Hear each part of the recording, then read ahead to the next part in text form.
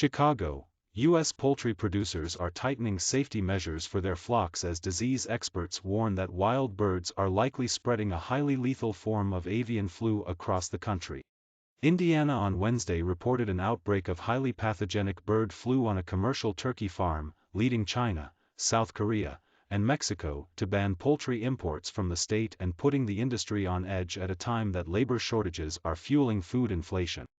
The disease is already widespread in Europe and affecting Africa, Asia and Canada, but the outbreak in Indiana, which is on a migratory bird pathway, particularly rattled U.S. producers. A devastating U.S. bird flu outbreak in 2015 killed nearly 50 million birds, mostly turkeys and egg-laying chickens in the Midwest. The United States is the world's largest producer and second-largest exporter of poultry meat, according to the U.S. government. Everyone is just sitting on edge, because we know what can happen and we don't want a repeat of that, said Denise Hurd, Vice President of Research for the U.S. Poultry Egg Association, an industry group. Poultry company Perdue Farms suspended in-person visits to farms to avoid spreading the disease, spokeswoman Diana Souter said. Advisors are instead communicating with farmers via phone and email to reinforce protocols and monitor birds' health, she said. When you are dealing with a confirmed case now in the country, we know there is heightened risk, said Mike Naig, Iowa's Agriculture Secretary. It's time to move to a higher alert for our livestock producers. Disease experts said a wild bird likely spread the H5N1 virus, which can be transmitted to humans, to Indiana from the East Coast, where officials have confirmed that wild ducks were infected with the strain. The U.S. Agriculture Department called the disease low risk to humans.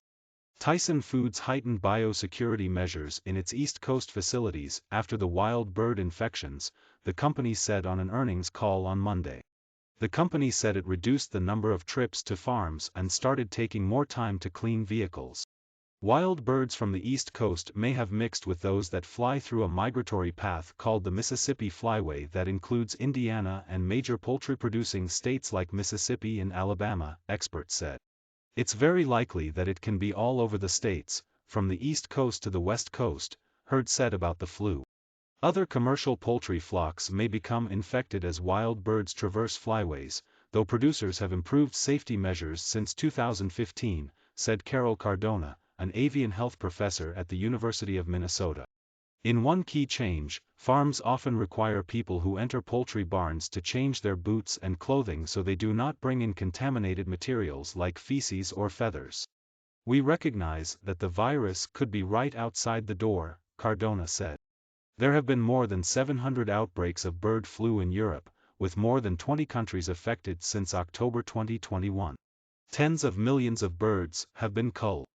Britain's government reported that the country is suffering its worst-ever bird flu season, while Italy has the highest number of outbreaks at more than 300.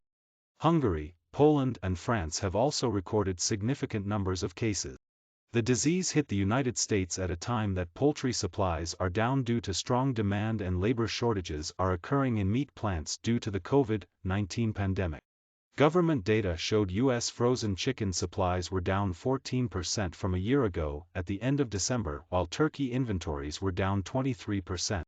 In Indiana, officials are testing poultry farms in a 10 km control area around the infected farm in Dubois County. The state said on Thursday that all tests were negative but that testing will continue on a weekly basis. Those negative tests have not relaxed. James Watson, the state veterinarian in Mississippi, the fifth biggest chicken meat producing state. He said wild ducks will likely continue to spread the virus until warmer weather sends them to northern breeding grounds. Even if they resolve this with no other issues, we're still going to be on high alert, Watson said.